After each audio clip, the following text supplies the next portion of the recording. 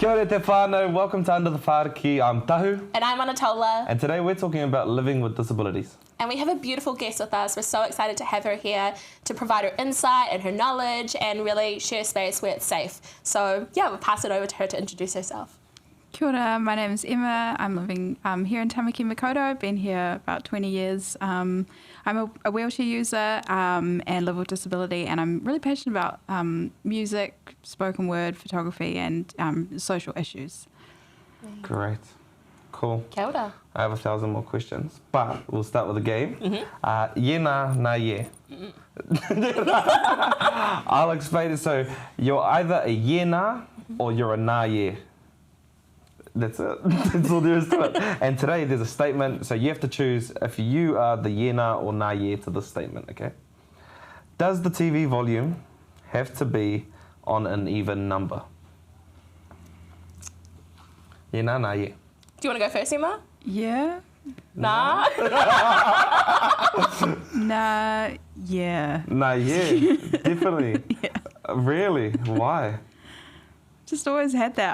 I was like, I'm learning about the TV remote. It has to be an even number. That's the only thing I know right now. It's got to be an even number. Cool. You don't go halves? Nothing like that? Okay. I'm so with you. It's a nah, yeah. It has to be an even number. Even numbers are just better. Like a number 2, a number 8. They're so much more pleasing to look at than like a 3. I love an 8. Like, I love it. It's great. Like, I love when it's an 8. I'm like, oh, it's a good day. Okay. I feel the energy coming through. Cool. Cool. What's your answer? I'm honestly by ears person. So if it sounds right to me, then I'll stop wherever it is. Yeah. Yeah, so I've got no preference. Yeah, I like to think of them. I like that answer, though. Okay. No, yeah. That's great. I feel like these are the questions that we should be asking ourselves because I think they're really like, it's just like quirky little questions, you know? Yeah. Get to know each other a little bit more. You figure out where each other are at, kind of. Yeah. And if we're in the car now, like if I'm with Tahu that I know, like he's just going to go by his feeling. But if you put on a 5, I'm going to put it on a 6. Yeah. You're going to get my feeling until I see it on an odd number. Yeah. Awesome. That's a great game. We're going to jump into a pop quiz where Emma's going to be asking us questions. And Tahu and I have these gorgeous whiteboards and we're going to write our answers. No promises we're going to get any of this right. I'm going to try beat Tahu. But that's the only one I get. One question right and it's fine. And yeah, so Emma's going to ask us some questions so we can go from there. Cool.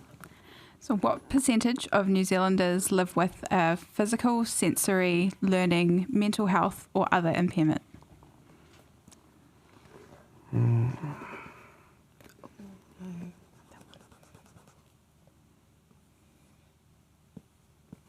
just going to go. Oh, I don't know. Okay. Just I stick don't know with if it. I've gone high or low. Yeah. Like very, like... I feel I've gone safe. I've kind of gone with like it might be like insultingly low. Or okay, here we go. You just did it. Okay. Here we go. Interesting. That's not true. Whoa. I don't know. You did go Because higher than Emma me. included... Yeah, that's why I upped my number. Yeah, I thought you'd go higher, but then I was like, I don't know. Yeah, so I mean, going with the feeling, it's close to 23. It's 24. Oh my days! Do you know, I had 24 in my head, but I just listened to you guys talk about how it has to be an even number. So I wanted to go against your even number theory with the 23. Whatever. I wanted to make it uncomfortable, and I knew you would go with the 8. I mean, I see the even number. I'm from her. I see the even number over there, though. Yeah. Yeah. 24%. Yeah. Damn, 24%. That's quite a lot, eh? So it's about one. Yeah, exactly. It's about 1 in 4. So, you know, you get 4 people. One of them might experience disability, even if it looks sort of different. Right. Depending on which person. Yeah. On the spectrum of disability. Yeah. Yeah. Cool. Cool. Love it. I'm the closest. That's a dub for me. 1-0. Oh no. This is it. 1-0. Okay. So, second question, true or false? Disabled people are more likely to have lower incomes than non-disabled people.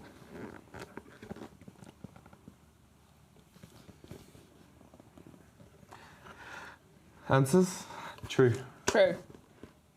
Yeah, that's correct. Yeah, sort of all on the same page there. Yeah, it's. I guess it does look different, and different things influence that. But yeah, a lot of people. There's lots of things that I think that could affect people in terms of their working with disabilities. Yeah.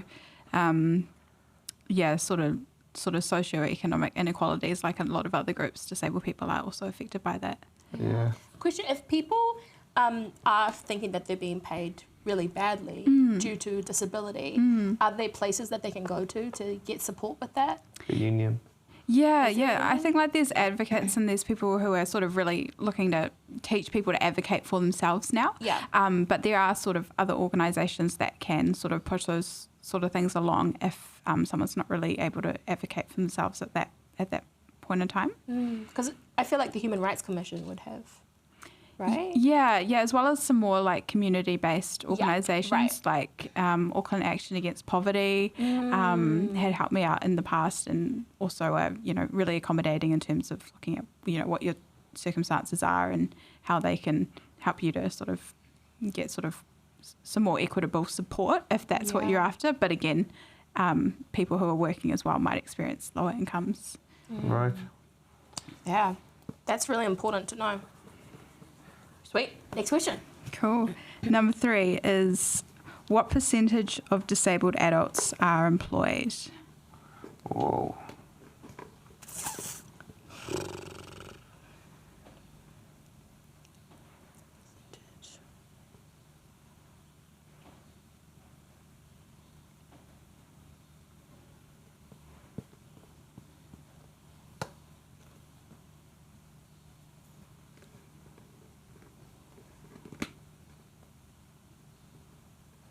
Okay.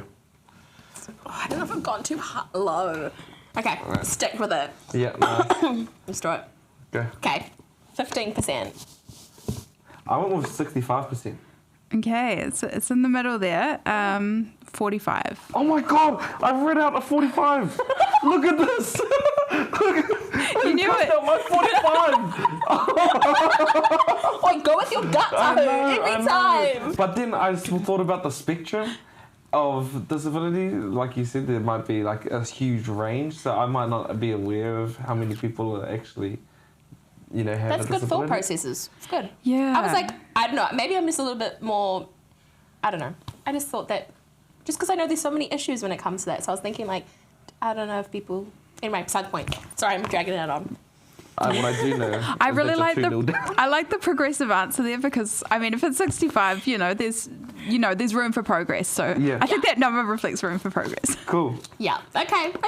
And that- Tahu, I see you. That Really? also does compare to 72% of non-disabled adults. So obviously, like, not all people without disabilities are employed. So Yeah. even then, there's like quite a big Yeah. inequality there in that number. So Totally. yeah, it does sort of reflect the challenges to work for disabled people. Yeah, absolutely. Massive. Any other Do we- questions? Gonna keep going. Here we go. One more. Okay. Okay. Cool. Last question. It's already 2-0. I'll give you double points for this last one if you want. I gotta pick up my game. Is this another true or false? True or false? Okay.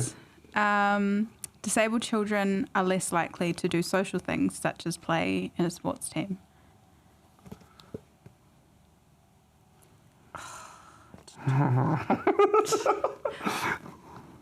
Oh.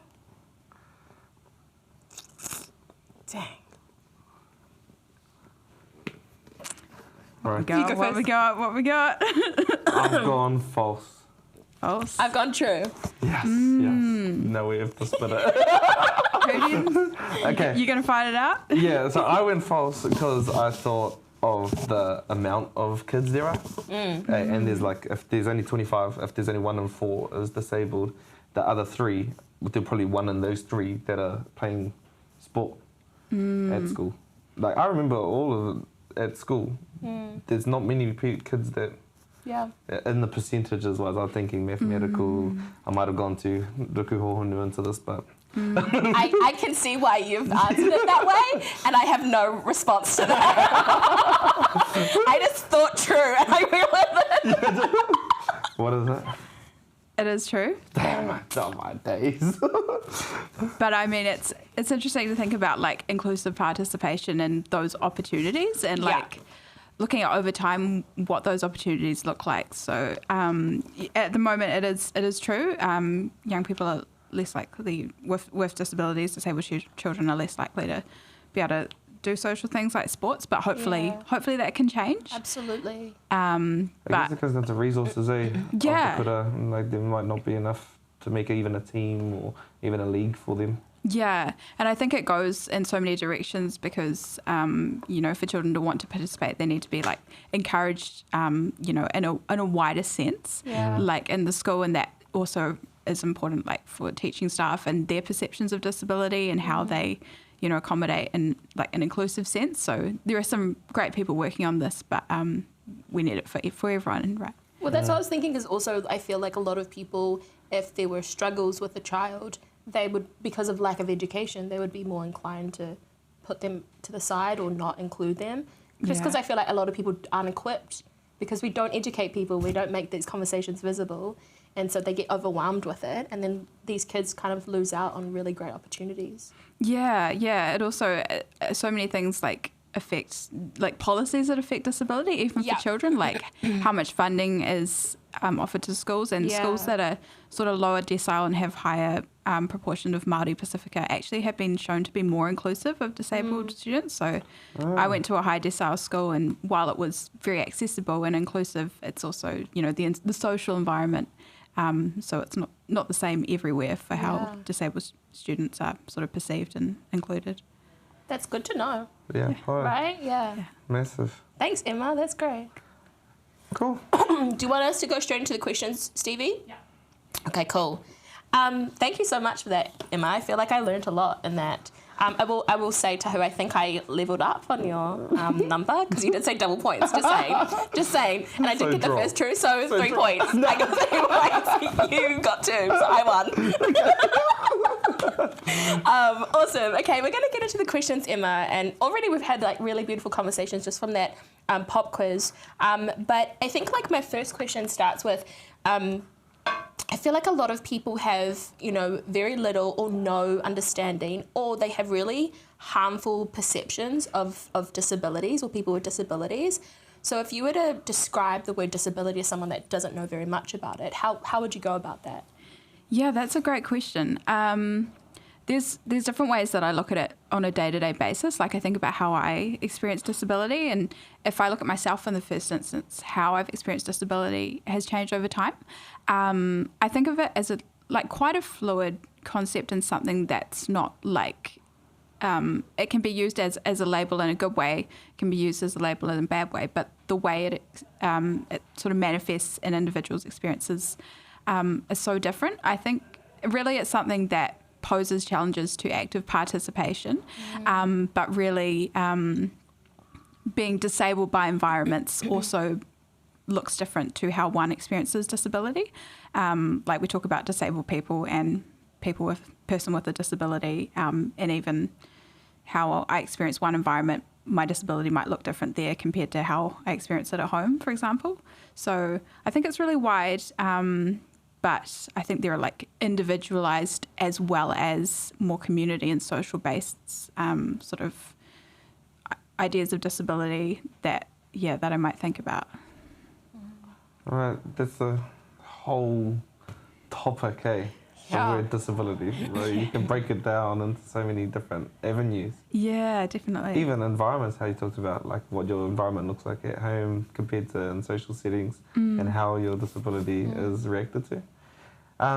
What is your actual disability, if you don't mind me asking? Yeah, so I have cerebral palsy and complex regional pain syndrome. So it really came from like a birth injury, like having brain surgery and things. But I've also had other challenges a bit with like my mental health and ongoing with pain, with that pain syndrome, as well as sort of some tightness and muscle movement challenges. I haven't actually, like with the tightness and movement, it's pretty mild for me, but I really don't really think about it that much anymore in terms of what I can do. But I've found I'm now more open to looking at things that can help me rather than just wanting to kind of do it myself.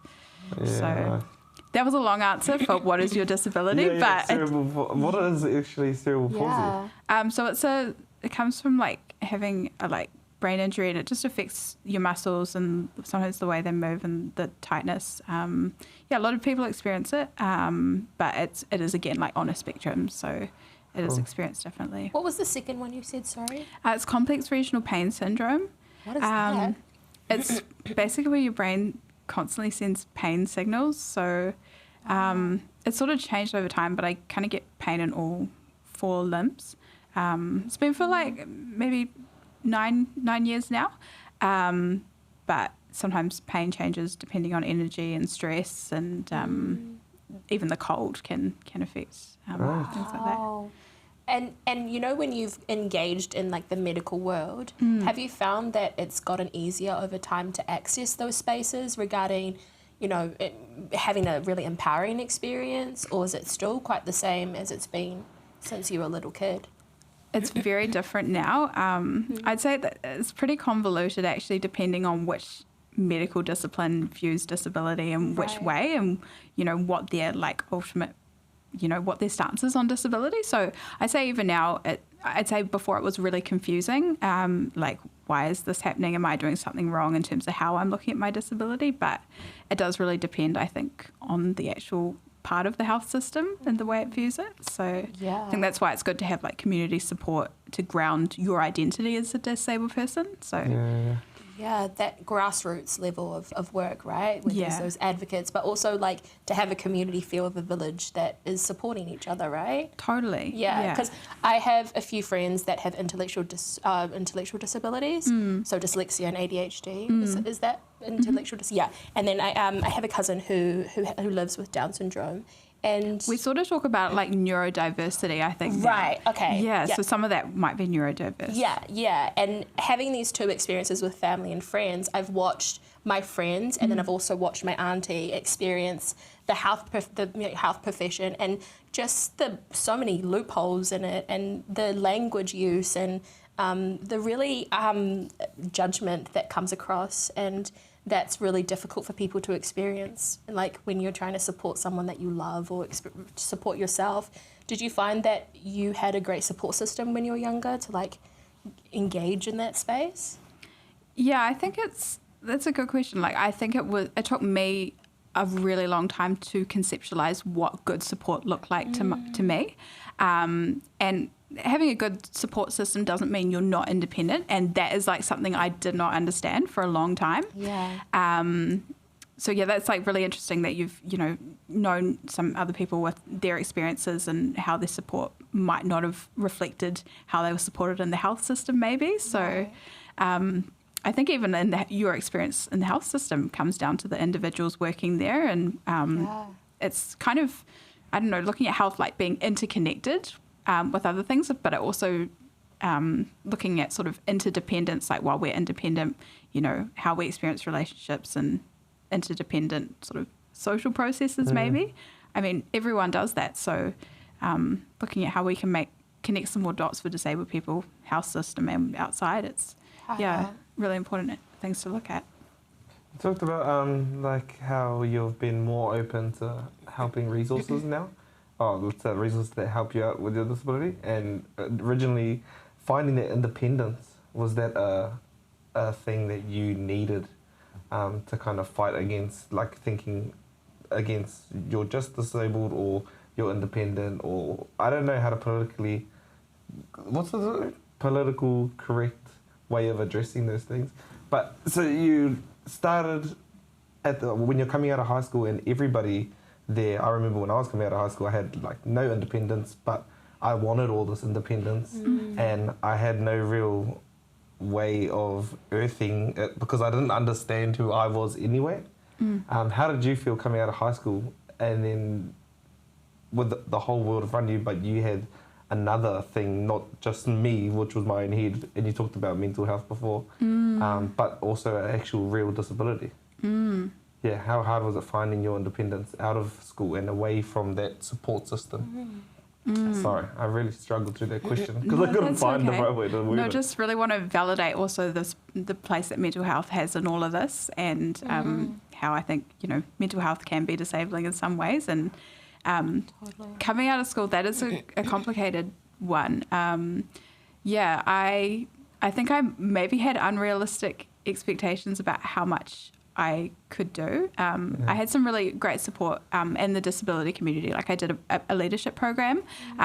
They've sort of recently rebranded. It was done by the B Lab, so it was called the B Leadership Program, and I did that alongside a first year of studies where I was learning stuff as well as working and learning about disability in this amazing program. And I was also learning that disability didn't look like what I thought it looked like. And having these sort of different images of disability, and then looking back to when I was at school and realising certain people really enabled me to actively participate. And then suddenly we're wondering, where are they?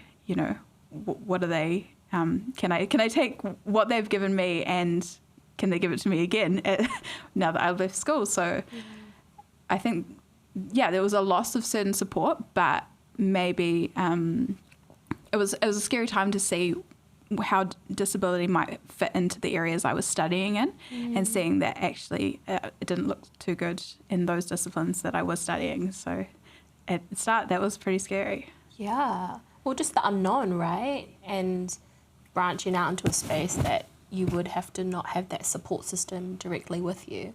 Which I think a lot of people experience out of school, right? Like you leave school and you don't have a teacher kind of being there to support you through every step, overlooking each paragraph you wrote or whatever it may be. And then you go to I know for me, going to university, it was no one's there to help you. They're just there to talk at you for 3 hours, and then they gap it, and then you have an assignment to do, and you're like, wait, how do I write an essay again? It's the unknown is so, I know you in the educational world, but the unknown. And so when you add so many other unknowns onto just a life experience, it could be so overwhelming. Do you find that a lot of people who have disabilities also experience a mental health as well? Well, we all experience mental health, but to the extent of what some people can experience it as?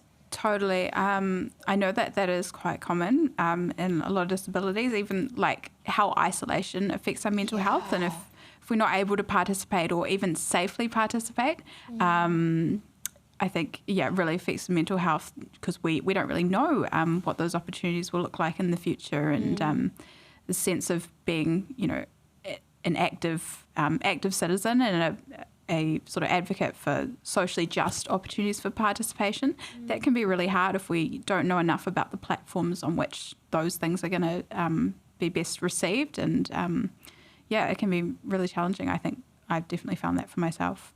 Yeah, absolutely. So going back to the mental health side, I didn't even, it's kind of as we've been talking about it, put it into perspective for me, because I dealt with a lot of that coming out of school. Just real life, hitting you, bills and whatnot. Bills. Not the B word. Yeah, not the B word. But coming out of school, I actually had quite a self-sabotaging experience, where I was in bad relationships. I got addicted to gambling. I've smoked ever since I was out of school. Lots of things like that where I've put myself in these hard positions, and it's ended up turning into a challenge for me mentally. Yeah. And stepping back from it, and then realizing it's all myself doing all these things to myself. But I now thinking about how much harder it is for you, because you hadn't even had any choice of disability, and for all of our disabled whānau, they don't even have a choice on that part. So then, and I'm sure you guys do self-sabotaging stuff as well. Just like Don't me. we I all? was like, Don't we all? there's so much more on the plate to consider, and I think that's quite a taumaha, a heavy topic. That for me, when I put it into perspective of my world, and how hard I find things for myself, it always makes me grateful that at least I started with normal conditions, is normal not the right word? Yeah. Normal's an interesting word. We talk about normal a lot. Yeah, normal. Yeah. I mean, if you ask my brother what he thinks, I said once, am I acting normal? He said, what is normal? Is this normal? Am I normal? Is any of this normal? Yeah. But that would take us down a normative political theory route. So looking around that as in, is it normal to like look at a bill and be like, whoa, this is big? Like a lot of things you say, it is normal, but how you experience that and the feeling, it's like, we don't talk enough about that, you know? Yeah. We don't, you know, we do normal things and we say, am I reacting to this in a normal way? And I mean, personally, I was like, I don't know how. So yeah, it's really interesting to think about how normal things, like how we experience those differently, whether we're doing it in the right way or the wrong way. And yeah, it's for people who experience disability and those who don't. So I guess that, yeah, it does make it sort of challenging to sort of think that, you know, I might have extra things to deal with as well as normal things.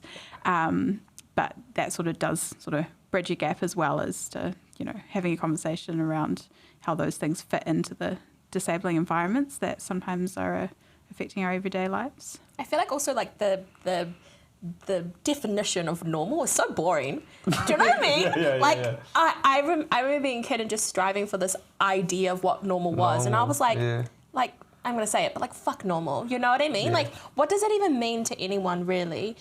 Because I feel like my normal is different to yours and different to yours and anyone else's. Yeah. But I'm sitting here thinking about like all these things we've shared and like the struggles that Tahu's faced and like everyone's faced, right? Yeah. But also like your specific experiences of living with disability and having lived with mental health. Which can be really overwhelming. So how do you experience joy? Where do you find your joy to kind of bring back this really beautiful like life that we want to live and not dwell on the things that also make it quite difficult, but kind of feel back our kete and, you know, experience life to what we want it to be. Yeah, totally. That's really interesting. I love music. I've written a lot of music over the years. I know that has been like kind of a constant for me, even if how I experience that has changed sort of over time. But I also like noticing the small things, like with some photography and going out in nature and like looking at something I can access and like making it something beautiful, like in a photo. Cool. Yeah, I know a few disabled photographers who, you know, really, you know, getting this perspective sort of lower down, you know, it does offer a different sort of viewpoint in some ways. So my photography skills have a long way to go, but have improved. But so, yeah, I really enjoy the music photography, but also sort of spoken word. Yeah, we love spoken word. We love it. But it's I think, beyond challenges for access for disabled people, organisations who really want to offer opportunities for disabled people, they also are, you know, being maybe disabled by other things like, you know, funding opportunities and the built environment and the lack of sort of attention to like universal design. So organisations that have great inclusive philosophies may not be able to offer everything they want to because just the way that, you know, our cities are being built, it's just not accessible always for disabled people. So yeah, I see organisations doing what they can, and it would be great if they could be offered more resources so that they can include more around you know, different groups that they're sort of including.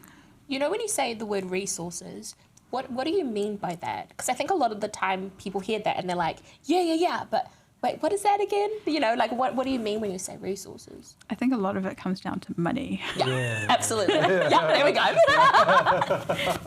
But even like different types of organisations might have different barriers to that. I think a lot of information about how to cater to disabled people and be really inclusive in nature. A lot of that information is kind of out there, but it's not really front and centre, which is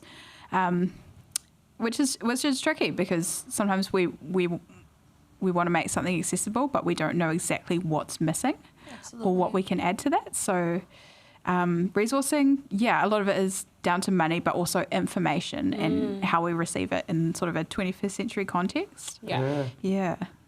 I have a friend, he's currently he lives with Tourette's, And I don't know what type of disability. Is that intellectual or is that neuro? I think it comes under neurodiversity. Yeah. Yeah, well, he lives with Tourette's, and something I was thinking about things that might be triggering for you, because I've been like, because I'm so poor at wording things nicely. I like feel like stepping on eggshells when I try and explain things, and I don't want to be offensive. And something for him that's really offensive. He's quite big in the social media world, and he a lot of the time gets people messaging him fake.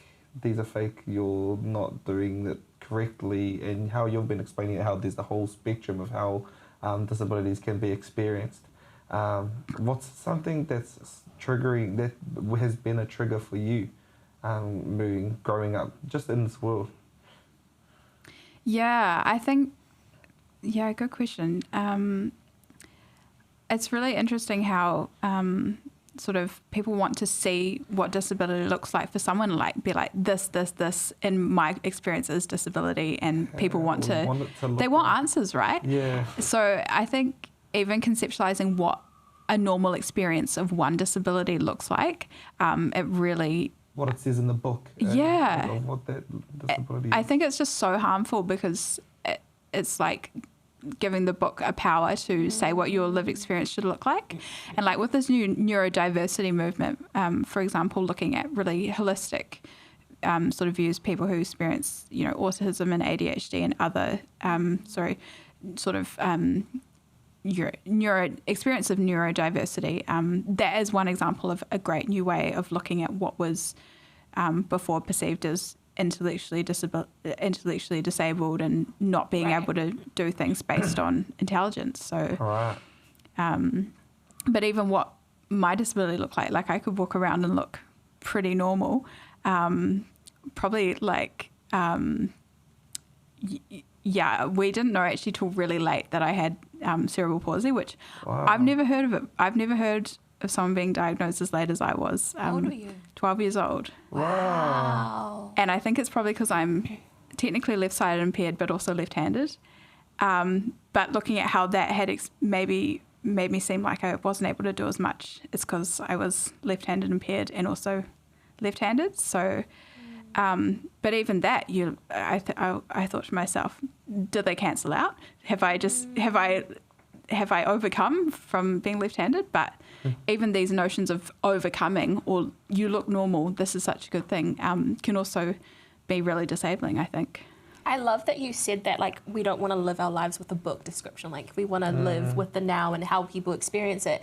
And I think, like, obviously I don't know much, and I'm assuming you don't know much about, people living with disabilities. And I think this is a great learning experience, that when you don't talk about enough, or something's not visible enough, you're so painfully and sometimes really harmfully ignorant about it. And that's why the more we talk about it, like addressing it under this Whāriki, podcast, is that we're having these conversations so that our language can get better, and we can have more knowledge, so that if we do experience people with such different experiences to our own, we know how to engage where it's a mana honouring, experience, and not one that's disempowering or stripping, or even sometimes people can say things not even intentionally meaning anything, but the impact is so different. And I think that's what we have to remember. And I love this person. Their name is Alok V. Menon. I don't know if you know them, but they talk a lot about the gender binary, and they say a lot about, like, I don't need you to understand me. I just need you to empathize with me as a human, as another human, to see me as a human and know that I'm allowed to experience life as I see it. Yeah. And I love that, like, I'm never going to understand your experience and you won't understand mine, but we can sit together and have a safe human, like, conversation about the world and how we experience it. And I think that's what we need more of, is, like, not understanding each other. It's just, like, giving space to, like, learn more about each other. Do you find that people already perceive you in a certain way before they've met you? I think it was hard for me to know, because I was putting up such a front. Right. Through not, like, even understanding my own experiences. And I think sorry, a bit of a nerd, but like I did a history major, and how different. We love it. Yeah, how different historical events are like portrayed in like the books and things. Ooh, yeah. I was like, if I did something like that on disability, how would I do it? And I realized the way that I had historically, in my own experience, recognized my disability as really harmful. Right. I think it gave very little space for me to even feel comfortable, even if it was an accommodating conversation. So I feel like giving space, and it's not just physical space, but, being in the same space as someone where you've got like a mutual understanding of like dignity and like human worth. I think it's... Love that. Yeah, I feel like that's such a good grounding. Someone tried to tell me that I had dignity and human worth while they were trying to explain what dignity meant. Right. But they were trying to tell me that to explain what dignity is. Yeah. And as they were telling me that I had dignity, I thought, I don't.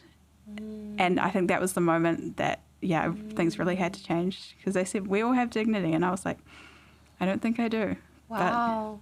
That's so powerful. Yeah. Right? Like someone saying, no, you do, like trying to be, I guess you would say nice, but in your head you're like, well, I don't, and I need to go figure that out for myself. Yeah, totally. Wow. Yeah. I'm wondering, like, how as a society can we do better when it comes to people with disabilities? And as you said, it's so much more complex and vast than what a lot of us who have very narrow-minded ideas about it. How do we as a society get better when it comes to people with disabilities? It's a good question. I think a lot of basic things, like human rights things, need to change. Like in terms of our housing, right? You think of, your house, your whare, what that looks like, how you experience it, and sort of what goes into that in a philosophy, right?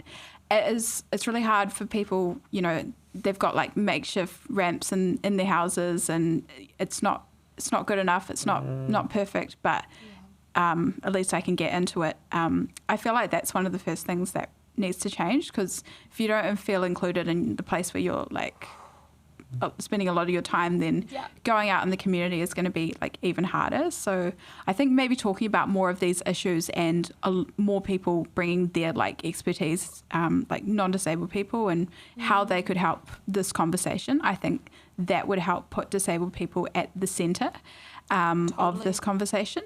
I think that's, just being open to how challenging some of these issues are to look at, rather than, looking at that's an immigration issue, that's a health issue, that's an education issue, because they're interconnected, right? And these processes, really need open conversations to see the issues for what they are, when historically disabled people have experienced a lot of harms that there were no conversations or records about. So given our 21st century opportunities, I think, it opens up a lot of space for conversation. So we need to have the conversation. Hard out. And that's like, as you said, it's all interconnected. So why aren't we also, like, our ministries and our organisations, like, supporting each other to do that? Like, I know when I was a social worker and I was working under the Ministry of Social Development, we didn't do much with Ministry of Education. We didn't do much with Ministry of Health. Yet all of the issues that were coming onto my desk at the time were all interconnected with those